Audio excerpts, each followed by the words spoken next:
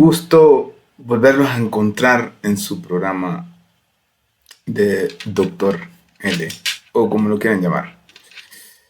La presentación lo dice todo.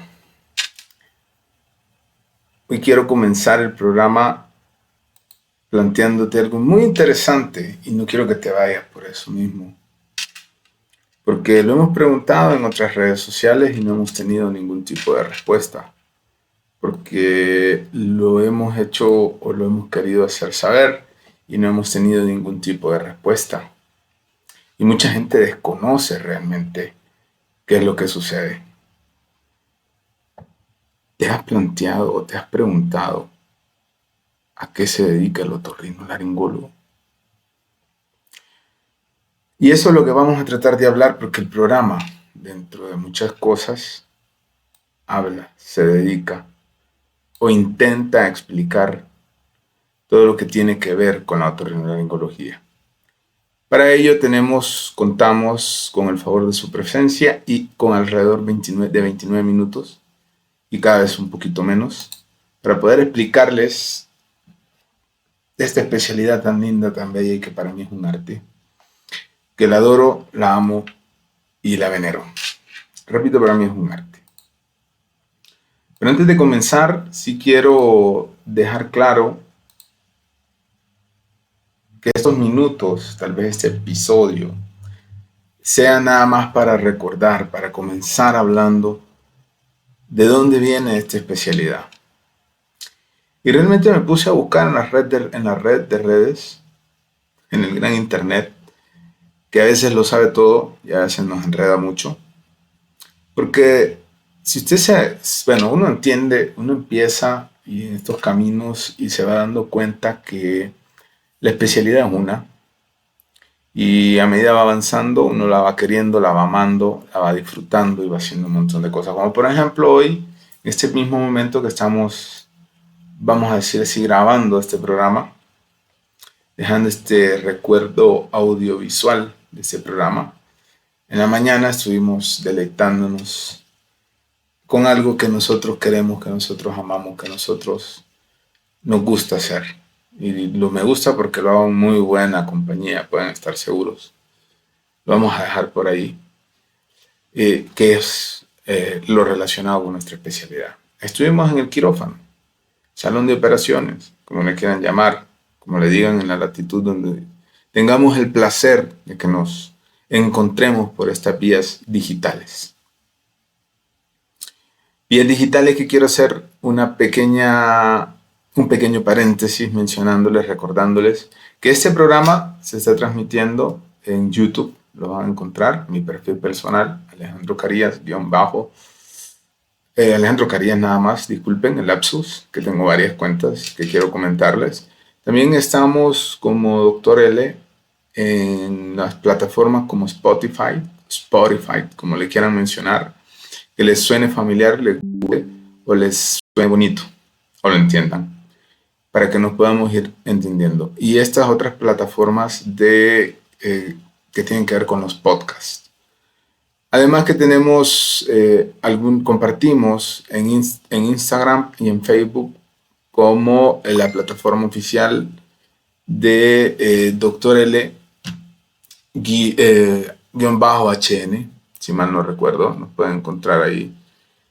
Además que pueden seguirnos por nuestras redes sociales con las que nosotros contamos de manera oficial. Casi todas son Alejandro Carías_oficial.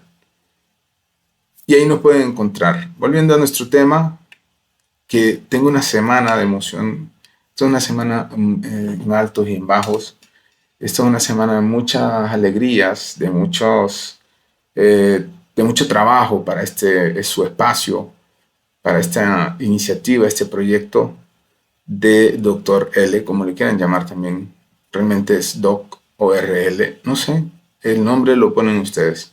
Lo importante es que no nos dejen de ver, no nos dejen de escuchar, no nos dejen de seguir y no dejen de opinar, sobre todo en los distintos espacios que hemos mencionado, de las redes sociales que nos unen, nos encuentran y nos facilitan mucho este intercambio. Y queremos que sea interactivo, queremos que ustedes también desde el otro lado de su receptor, ya sea un dispositivo móvil una tableta, una computadora, pues nos puedan interactuar con nosotros dejándonos un comentario para que nosotros sepamos que también lo estamos haciendo, que tan mal lo estamos haciendo, o simplemente un like. O en algunos casos, como por ejemplo en TikTok, también tenemos plataforma en TikTok, tanto de Doctor L como la de Alejandro Caría-oficial. Entonces, bien, estábamos hablando de esto de Torrino, no creo que me fui a divagar, sino que simplemente les estaba contando que esta fue una semana bien larga, bien compleja, bien difícil.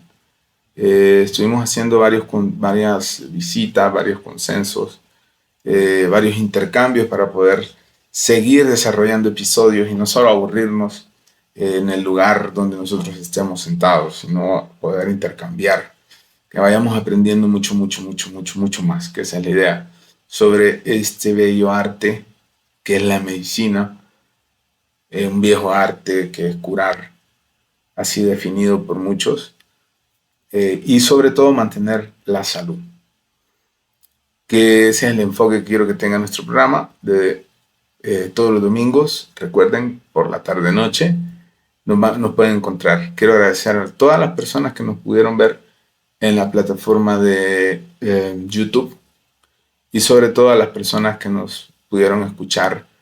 Muchísimas gracias y podernos ver, porque también lo ponemos como video en Spotify. Entonces, bien, estábamos hablando de este bello arte de la medicina, que no es otra cosa que se entiende que curar. Irrumpir en ese momento delicado del ser humano que es la enfermedad. Aunque a mí me encanta más también darle un espacio dentro de la medicina y como personal de salud al tema de la prevención.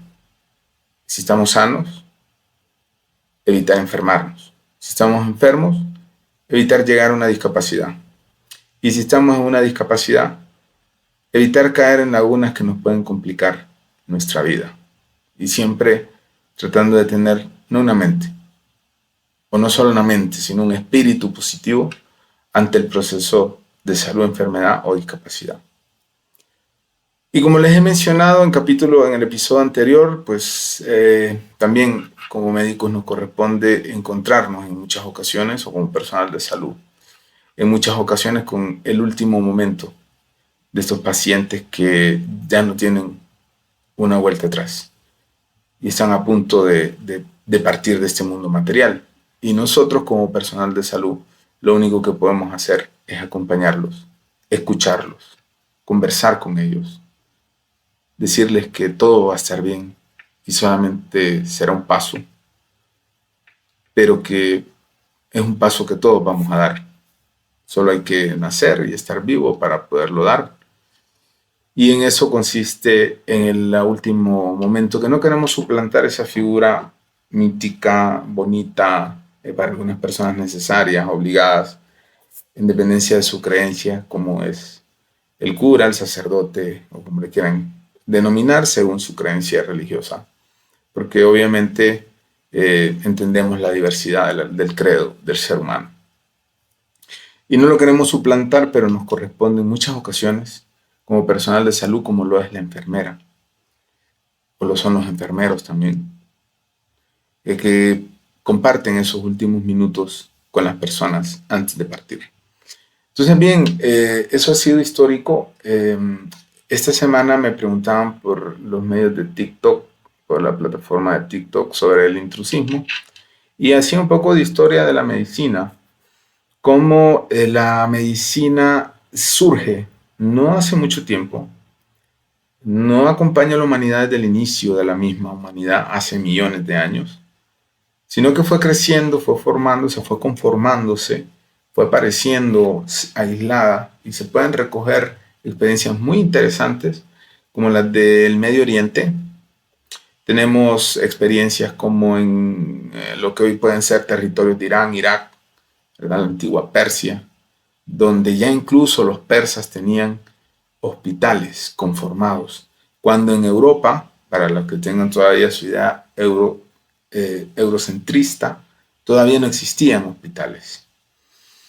Pero en estas partes del mundo sí, incluso culturas más o milenarias como las asiáticas, las chinas, las japonesas, ya intentaban o ya hacían algunos tipos de curaciones, o algunos tipos de tratamientos, con algunos tipos de diagnósticos. Lo que hoy podemos conocer como medicina natural, el natural tradicional china, para este mundo occidental, donde tenemos la acupuntura, la moxibustión, la digitopuntura, y se han descrito meridianos en el cuerpo, en las orejas, en esta parte de la mano, en la planta del pie, etcétera, etcétera, que simulan o recuerdan a este desarrollo embrionario que tiene el ser humano durante toda su vida uterina y cómo se va desarrollando esta vida, ¿no? También pueden tenerse muchas experiencias en el continente africano. La cultura egipcia ya se reconocían algunas habilidades curativas, por así llamarlo, por así decirles. Incluso ellos son los que empiezan a escribir con mucha fuerza algo que hoy quisiéramos que fuera para todo el mundo, especialmente para esos seres queridos, que es el tema del embalsamamiento. Por eso podemos contar con el registro físico de los grandes emperadores egipcios que se encuentran embalsamados. Y así algunas otras figuras que tuvieron la suerte o desdicha de ser embalsamados de manera póstuma. Y después caemos en esta parte de la historia europea que nos han contado siempre, donde desde que el hombre es hombre, desde que el hombre descubre que puede, que tiene necesidad de comer, que el ser humano descubre que tiene necesidad de curarse alguna dolencia, empieza a tratar con el entorno, a interactuar con el entorno para recuperar ese proceso de salud. Perdón. Y en ese proceso hacen o dan muchos pasos. Incluso miraba hoy temprano por estos espacios de las redes sociales una imagen que me llamaba mucho la atención de manera muy poderosa con el tema de las fracturas. Cómo ya en la edad de las cavernas, por así decirlo, en esa etapa mítica del ser humano, que todavía no sabemos, comprendemos ni hemos podido estudiar a la perfección, pero que acompaña de una u otra manera el desarrollo humano, social o es la parte predecesora a todo este componente social que tenemos hoy en día, este gran entramado.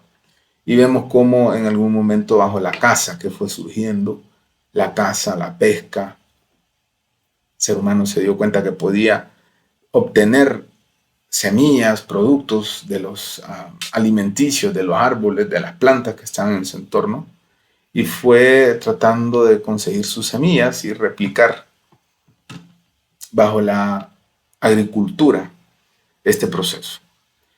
Pero después vio que también podía encerrar algunos tipos de animales y ese encierro le permitía, vamos a decir que contar con una reserva alimenticia de carne.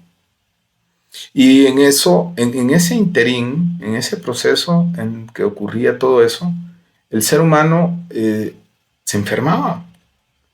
Incluso se guardan registros históricos y en algún momento me encantaría algún antropólogo, algún historiador, alguien que haya estudiado la historia de la medicina, está ampliamente invitado a este programa, se pueden poner en contacto con nosotros para que nos logre explicar esos pequeños procesos puntualmente, para que nosotros sepamos cómo el ser humano en algún momento cazando se fracturó y se dio cuenta que eso dolía y se dio cuenta que era necesario descansar. Y se dio cuenta que con el reposo, con el tiempo, con los días, la herida iba sanando. Y obviamente se podía recuperar y retomar la esencia de su vida en ese momento, que era lo más básico como la caza, la siembra, el cultivo y algunas que otras actividades que pudiéramos tener registros, investigarla, pero que no tal vez sea la esencia en este momento de este episodio. y que se podía dedicar a ellas. Obviamente tal vez desde las cavernas, ¿no? O tal vez desde pequeños conglomerados. Ya empezaban también a desarrollarse tal vez algunas formas de techo, de, de vida en familia o en entornos comunitarios. Y así fue como también se fueron desarrollando eh, otros espacios dentro de la medicina. En algún primer momento como un oscurantismo, tal vez se relacionaba mucho con la parte mítica, la parte, digamos, de brujerías, digamos, de magia, digamos, de milagros, por medio de los cuales, con ideas religiosas, ideas de otra índole, el ser humano rogándole a figuras externas podía lograr una curación. Y bueno, siguió avanzando, ¿no? Y se fueron desarrollando dentro de la medicina un montón de ramas, un montón de cosas. Pero antes de que esto llegara claramente, habían muchas personas que se dedicaban a esto. En las culturas americanas, y tal vez con esta idea de la cultura americana eh, precolombina de Norteamérica, se le llamaban chamanes, ¿no? En algunos otros lugares de nuestra América, donde habían culturas precolombinas, tal vez tenían otros nombres. Era el curandero, era el brujo que curaba, o tenía algún otro nombre. Y se fue desarrollando de esta manera.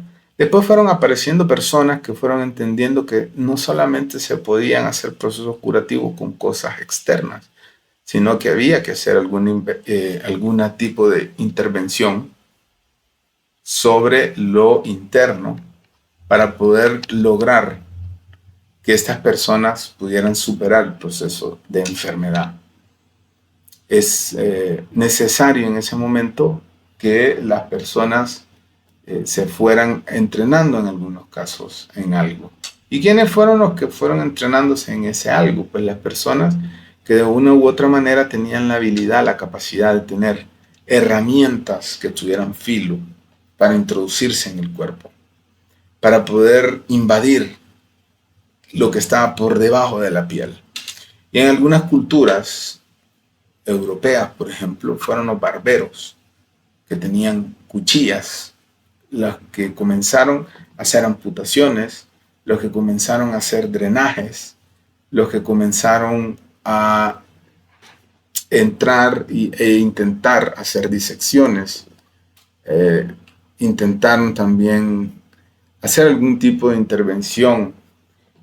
Por ahí se habla de sacar algunos humores del cuerpo. También lo intentaron los carniceros. Estamos tratando de dar una idea sin ampliarnos mucho. Y después, posteriormente a esto, se dieron cuenta que había que tener o había que guardar una gran expertise. Porque el carnicero, por ejemplo, sabía de piel, sabía de músculos, sabía por dónde habían huesos en los animales, pero no sabía la función de estos. Y entonces se fueron estudiando cómo se iba desarrollando ese cuerpo que se iba invadiendo. Se fue surge, digamos, la embriología. Se fue estudiando, y eso incluso de culturas ancestrales como la de los griegos, se fue estudiando cómo era la anatomía de ese cuerpo, los huesos, los músculos, los nervios, los vasos, arterias y venas, y para qué servían, las vísceras macizas y huecas. Y se fue trabajando en función de eso, en ese desarrollo. Y a esas personas se les fue conociendo como médicos, ¿verdad? Y eran muy bien valoradas. Después, ese desarrollo fue dando algunas ubicaciones más específicas, a lo cual se le dio el nombre de especialidades, porque se especializaban en algo. Es así como nuestra especialidad, otorrinolaringología, pues se reconoce como un inicio, o que tiene sus orígenes alrededor del año 2500 a.C., aunque como especialidad médica se le da un reconocimiento como tal alrededor del siglo XIX. El término como tal de otorrino se acuña, se empieza a conocer a partir, y esto coinciden muchas partes que estuvimos investigando, que a partir de 1888 se le da ese nombre de otorrinolaringología que muchas personas complican por lo largo que es y prefieren llamarnos ORL o como nos dicen en inglés, ENT. Y a partir de ahí se va desarrollando esta especialidad, ¿no? Ese término de otorrinolaringología alrededor de 1888 fue introducido por Botey en España. Y desde entonces hay un desarrollo propio de nuestra especialidad que se reconoce como la especialidad que trata las enfermedades y problemas de salud de la nariz, los senos perinasales, la faringe, los oídos, la laringe y el cuello. Últimamente se le ha dado una preponderancia mayor como especialidad de cabeza y cuello. Cada una es una subsección, vamos a decirlo, es una rama dentro de nuestra especialidad. Así tenemos la rinología, así tenemos la faringología, que no tiene un desarrollo tan preponderante. Tenemos la laringología, que se dedica al estudio de las patologías de la voz y de las cuerdas vocales, principalmente. Tenemos la otología, que hoy por hoy tiene una preponderancia muy grande. Dentro del mundo pues, estamos abordando temas como recuperarle la audición a los pacientes, ese sentido que nos permite interactuar y ser interactivos y que nos permite hoy por hoy poder intercambiar con ustedes, que ustedes nos escuchen. Obviamente, por cuestiones, nada más lo voy a decir, por cuestiones técnicas de la especialidad, en varias plataformas van a ver que aquí abajo van a estar corriendo subtítulos, porque también nuestra especialidad atiende personas con problemas de sordomudez al no poder escuchar, ¿verdad? Al perder la audición en el momento más importante de su vida, que es la parte prelocutiva, o sea, antes de empezar a hablar, esas personas que pierden la audición de manera prelocutiva son los que después conoceremos como sordomudos. Y son los pacientes que nuestra especialidad atiende. ¿En qué sentido? En sus patologías de la audición, entre otros. Ya después, en este siglo, a partir de 1950 más o menos, la especialidad de otorrinolaringología retoma o renace con un poco más de fuerza. En algún momento incluso se plantea en la historia que estuvimos muy de cerca con la especialidad de oftalmología. Nos queremos mucho por eso con los oftalmólogos. En algún momento fuimos uno solo. Y después nos fuimos desvinculando. Pero bueno, fueron apareciendo nuevas cosas, nuevas intervenciones, nuevos desarrollos a partir de 1950. Quiero mencionar un nombre que me parece muy importante. Aparece un señor que se llama Chevalier Jackson y se da cuenta que se pueden utilizar aditamentos para invadir, digamos, la vía digestiva y la vía respiratoria de nuestros pacientes. Y es así como surge, entre otras cosas, el broncoscopio. Y se desarrolla completamente nuestra especialidad de una manera bárbara. Entonces todos estos desarrollos que vienen aparejados al desarrollo tecnológico van a partir de la década de los 50, de este siglo que acaba de pasar, de 1950. Bueno, ya hablamos de Chevalier Jackson, tenía que mencionarlo, una persona muy importante para la otorrinolaringología, aunque hay muchísimos más que quisiera mencionar y que no quiero dejar pasar así por así. Pero el desarrollo de la otorrinolaringología a veces también me cuesta. Vamos a hacer todos un ejercicio, otorrinolaringología, otorrinolaringología.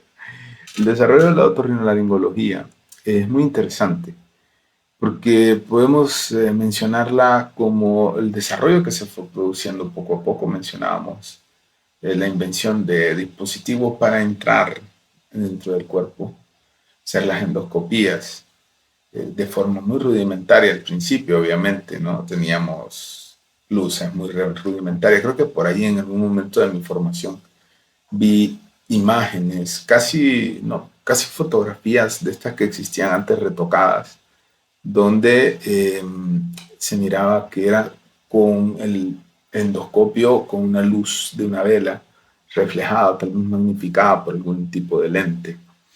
Y después esto se fue desarrollando un poco más y fue dándole el paso a lo que hoy tenemos como especialidad, que vino a renacer bastante con el uso de la endoscopía.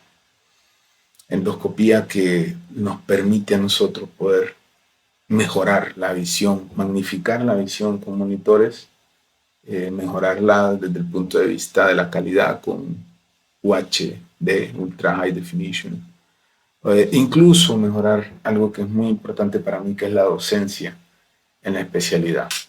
Pero bueno, esto es parte de la historia. Quiero seguir mencionando algunos datos eh, muy importantes, algunos hitos que no podemos dejar de pasar y que fueron muy interesantes. Ya hemos mencionado en algún momento a Hipócrates. También tenemos que mencionar en el siglo XVII a Antonio Valsalva, que fue italiano, médico italiano, que describe el tímpano, las funciones del tímpano y los huesecillos del oído medio, que son 3 huesecillos pequeñitos que tenemos en nuestro cuerpo, son los más pequeños que tiene nuestro cuerpo, y que nos permiten eh, la función de la audición, pero más que todo por la vía aérea, transmitir esa onda que llegó como una onda sonora y después se vuelve una onda de vibración. También tenemos a Jean-Marc Itard, un otorrinolaringólogo que vivió alrededor del siglo XVIII, médico francés, que desarrolló métodos para la sordera, para el abordaje de la sordera y la lectura labial, que es mucho de lo que se vale en parte de la rehabilitación de estos pacientes que nacen sordos, no desarrollan el lenguaje y por tanto quedan sordomudos. Tenemos también a Hermann von Helmholtz, un poco difícil de mencionar porque es un físico alemán, no es médico, pero sí es un físico alemán y este físico alemán inventa algo que hoy por hoy sigue teniendo una gran valía para nosotros, que lo hemos desarrollado y lo hemos utilizado mucho, que es el otoscopio.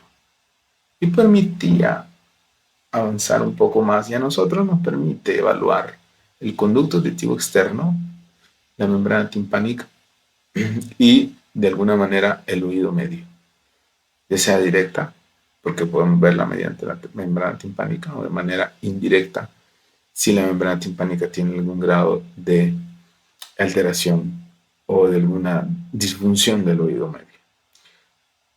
Y bueno, así se fue desarrollando. Después en el siglo XX ya mencionamos que empezaron a aparecer algunas cosas muy interesantes, como las endoscopías del señor Chevalier Jackson.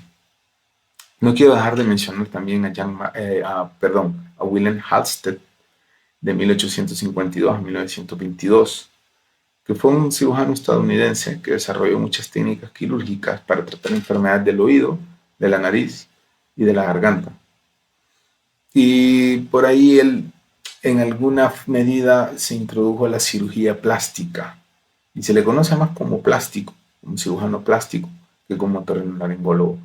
Y creo que por ahí también empiezan muchas de las disyuntivas eh, que tenemos, por ejemplo, con la rinoplastia o rinoplastía, que es la parte estética nasal. Pero bueno, ese es un capítulo aparte, solo estamos mencionando un poco de historia. Tenemos a Clarence S. Denny Brown, de 1891 a 1952. Fue un neurólogo estadounidense que estudió las funciones del oído y la nariz. Así de sencillo. También desarrolló tratamientos para varias enfermedades del oído, la nariz y de la garganta. Nuestro componente en otorrinolaringología con respecto al oído, la nariz y la garganta es bastante interesante porque necesitamos la comprensión, el estudio y la comprensión de la parte neurológica, obviamente de la parte periférica, y tenemos que tener muy buenas nociones de la parte central.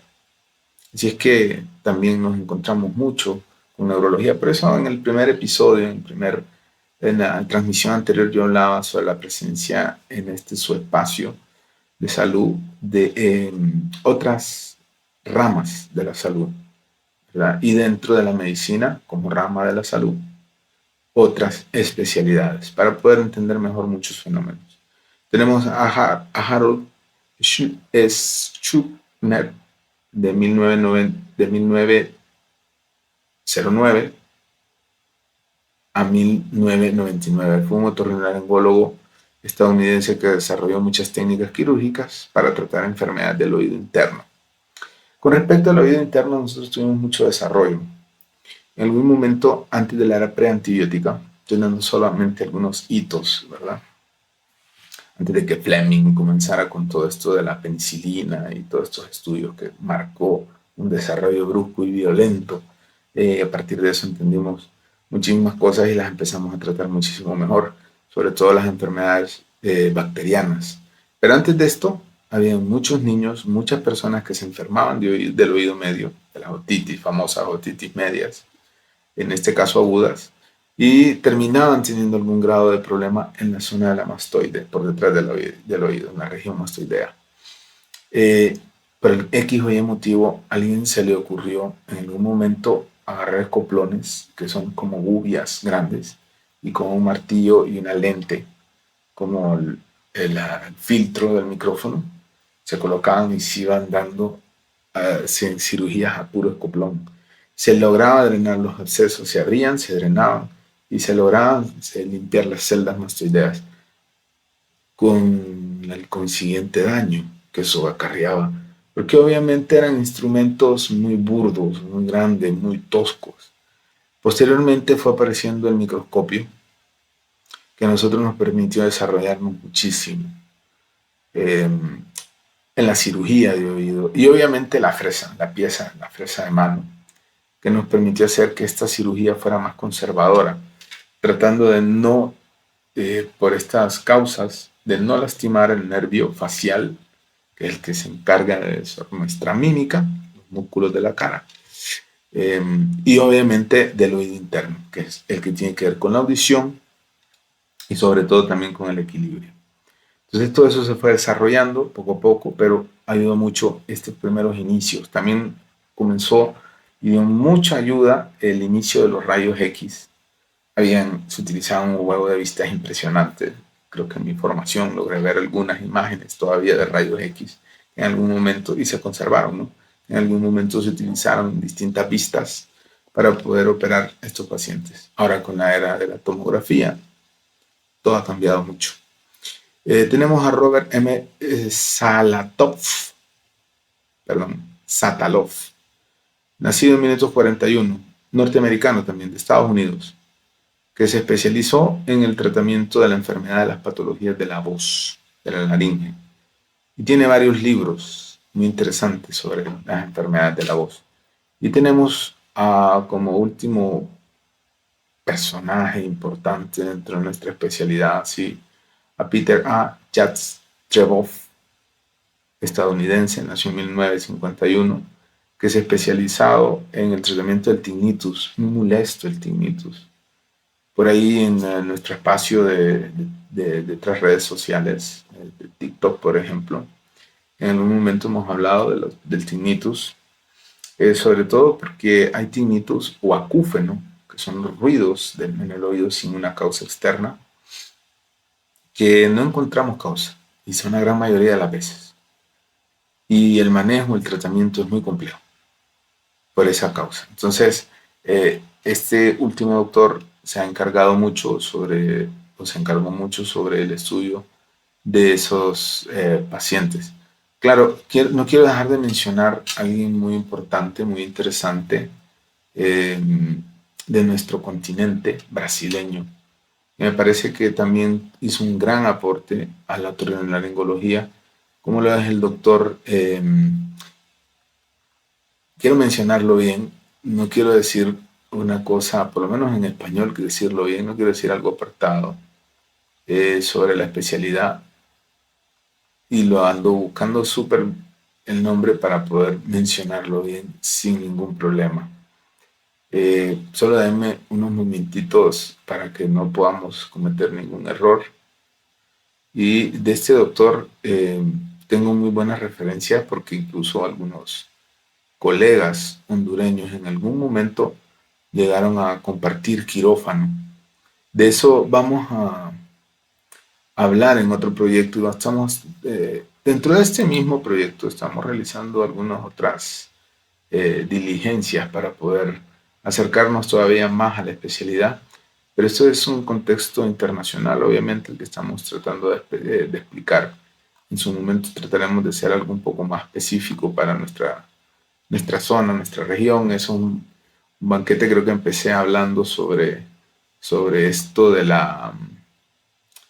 sobre este tema de la especialidad y de muchas gestiones que he estado haciendo en esta semana para poder realizarlo. Pero bueno, este otorrino eh, brasileño es el doctor Elmiro Esteban de Lima. Es mucho tiempo en Río de Janeiro. Trabajando ahí fue una eminencia y teníamos que mencionarlo. También tenemos que mencionar, que no lo hemos dicho, al señor Próspero Menier, hicimos con tanta facilidad, que fue el primero que describió esta enfermedad que se conoce como enfermedad, en algunos casos como síndrome de Menier, y en alguna literatura un poquito más actualizada también se le conoce como hidrops linfático. Fue muy interesante porque él describió esta enfermedad y dijo, bueno, no todo lo que se enferma es de lo mismo, no todo el que pierde la audición es por lo mismo.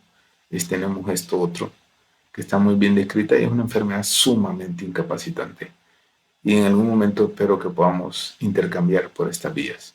También tenemos un hito muy importante, como lo fue el doctor que en 1961 comenzó a desarrollar las técnicas de implante coclear, y me refiero a William House, me pareció el de la serie, a William House, que comenzó a desarrollar el implante coclear, que hoy tiene un desarrollo impresionante, bárbaro, muy, muy bueno, llegando incluso ya a pacientes a graduarse de la universidad. Y eso nos habla de la calidad de la audición, que no se acerca mucho a la audición normal que tenemos, sigue teniendo alguna calidad robótica, pero sí habla del desarrollo de este aparato, de este dispositivo que le devuelve a las personas la audición, teniendo siempre en cuenta, y esto es nada más un punto, teniendo siempre en cuenta que estos pacientes tengan la cóclea funcional y el nervio, obviamente con las vías funcionales, para que pueda surtir efecto. Ya también obviamente se está trabajando en un nuevo dispositivo que es el implante tallo cerebral, eh, con resultados bastante alentadores por lo que hemos estado dándole seguimiento y viendo, y en algún momento esto va a, obviamente, desplazar el implante coclear. ¿Y por qué? Porque se coloca directamente en el puente, no hay necesidad de una cóclea o de un nervio funcional. Entonces, nos saltamos mucho, pero eso todavía está en desarrollo. Eh, Así que la lista es interesante, es sumamente grande, eh, y quedarnos en espacios muy pequeños, pues obviamente reducidos, se nos va a escapar siempre gente.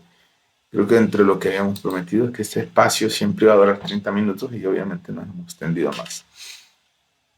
Así que nada más mencionarles, no quiero dejar pasarlo, el tema de que a partir de una fecha ya de 1900, si mal no me recuerdo, 1910 por ahí, se empiezan a formar en nuestro continente asociaciones o sociedades que van a reunir, a aglutinar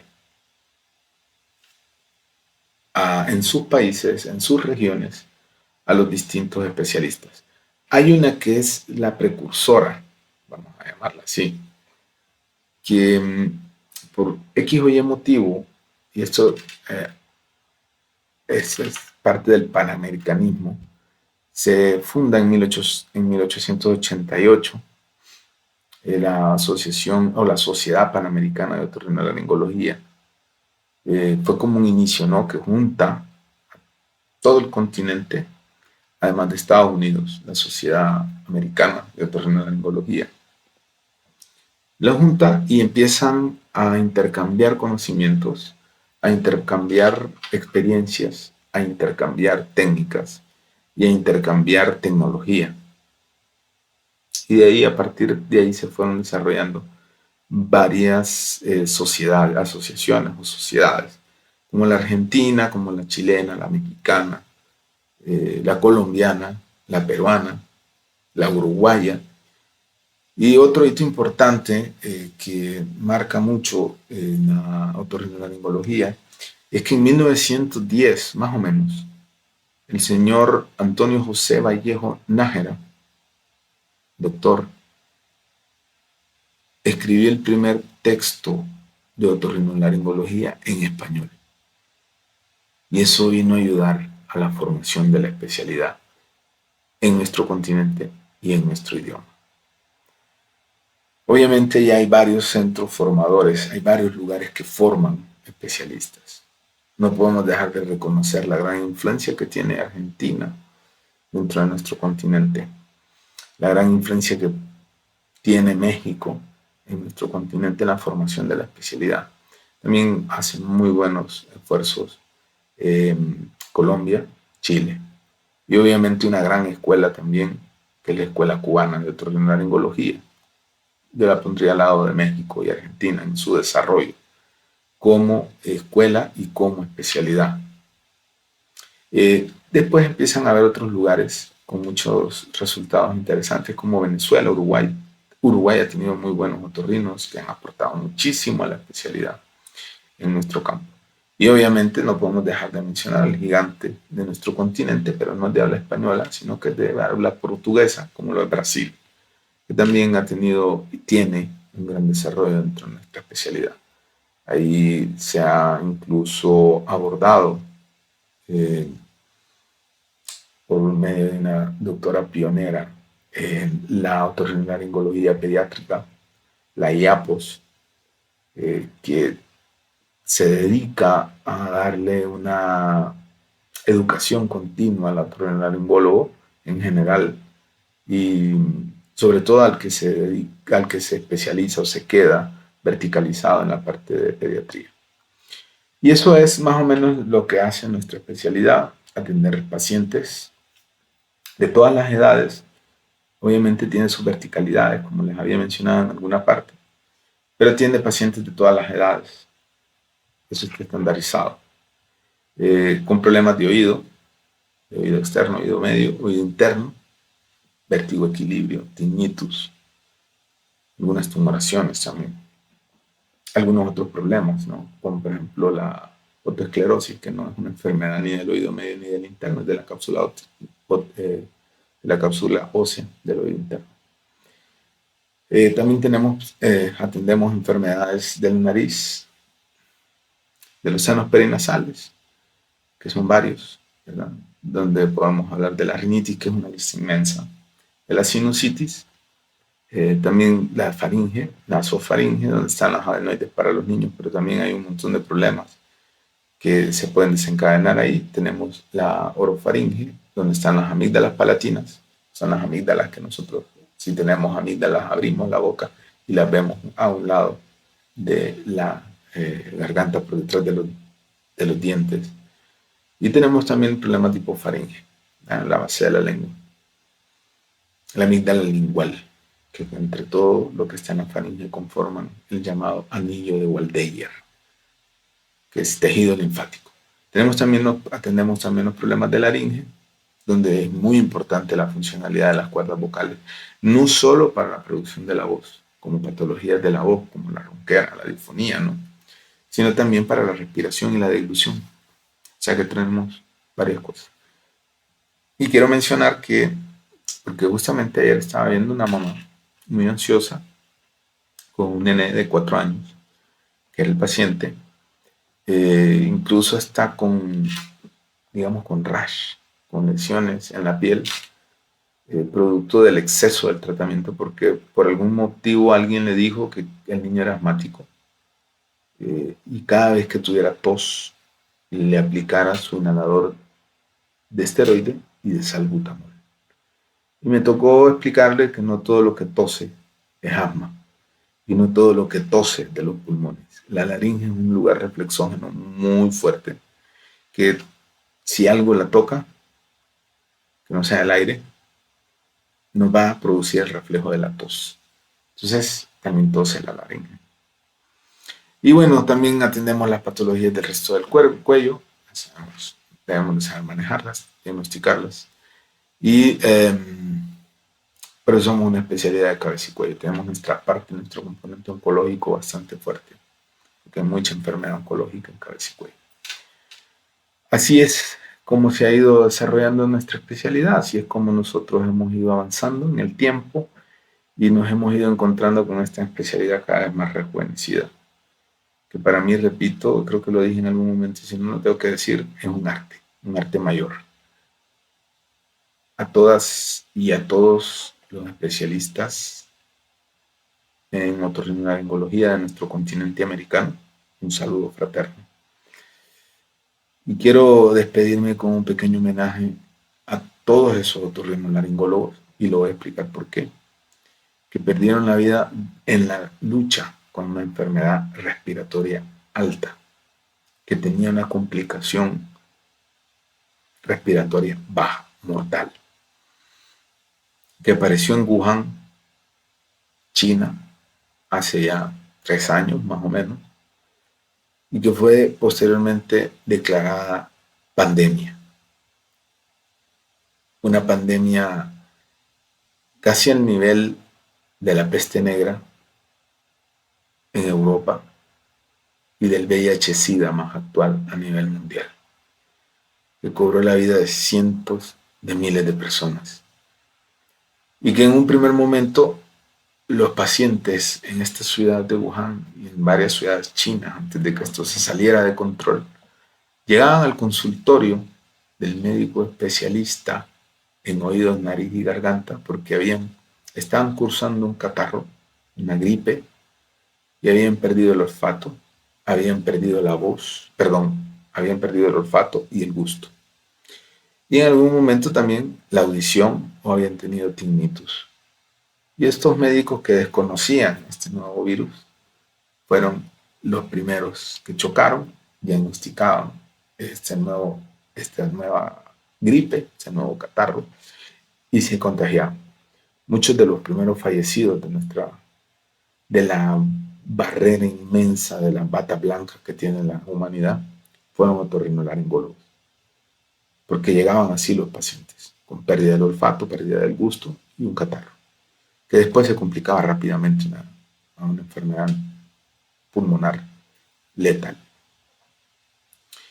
Y a todos ellos, del continente asiático, continente europeo y aquí en América, un buen homenaje, un gran homenaje. Y a los que logramos superar esta pandemia, pues a seguir brindándole a nuestros pacientes la solución a sus problemas de salud y enfermedades en otorrinolaringología. Un saludo inmenso a todo el personal de salud que por estas vías de las redes sociales nos siguen. Les repito, la alegría inmensa que tengo del primer capítulo fue muy bien acogido en YouTube y ha sido escuchado en Spotify, que es donde más he monitoreado, y sé que nos están siguiendo, nos están viendo, nos están escuchando y están siendo parte de este proyecto que está empezando. No se vayan a mover, no se vayan a ir. Vean los capítulos, compártanlos, dejen siempre su like o dislike, como quieran, pero véanlos, compártanlos. Pueden suscribirse a este canal de YouTube o cualquiera de nuestras redes sociales, ya sean las del proyecto o las personales, para que estén siempre al tanto del momento en que está saliendo el nuevo capítulo, que repito, como lo dije en el primer episodio, vamos a tratar de que fuera los domingos por la tarde.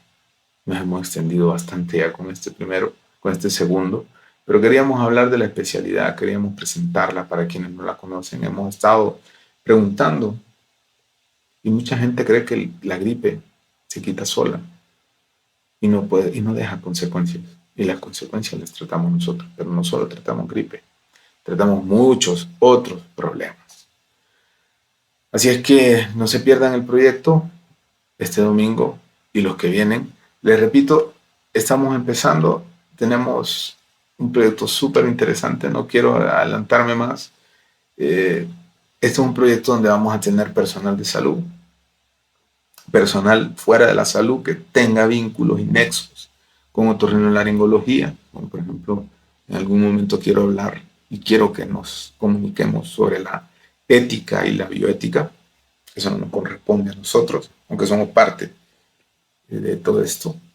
Hay otros componentes, el componente filosófico, que es el más fuerte, el componente legal, que se aplica, el componente social, el componente de credo, que también influye mucho en nuestro continente americano y en otras latitudes. Así es que despido por ahora con esta invitación a que nos sigan, como dicen los youtubers de más experiencia, no me creo youtuber, pero los veo y aprendo de ellos. Suscríbanse, denle a la campanita, dejen sus comentarios, por favor, las dudas, las quejas o las sugerencias, temas que quieran que hablemos, abordemos. En algún momento también vamos a tratar de hacer lives para poder estar interactuando de manera más sincrónica con ustedes. Y sobre todo, no dejen de ver nuestros episodios, de compartirlos, porque vamos a hablar de salud, no solo de otorrino, vamos a hablar de salud y demás cosas. Todas las enfermedades de nuestra especialidad u otra cosa que quieran saber, las vamos a ir hablando también. Esto es válido, esto es de ustedes, ya lo habíamos mencionado.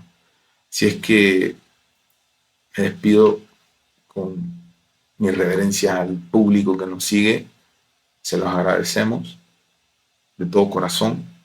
Esto es un proyecto con un trasfondo pedagógico, formativo y de intercambio.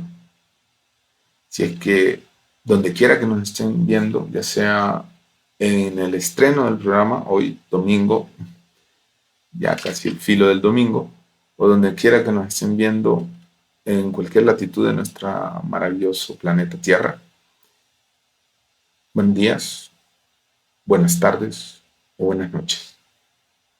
Y esperamos poder seguir contando con su fiel sintonía y que puedan seguir viendo nuestros capítulos. Nos vemos hasta un nuevo episodio de ese programa. Cuídense.